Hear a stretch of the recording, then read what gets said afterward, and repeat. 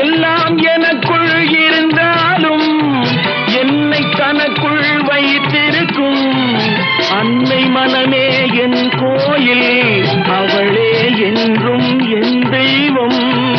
அன்னை மனமே என் கோயில், அவளே என்றும் என் தெய்வம்.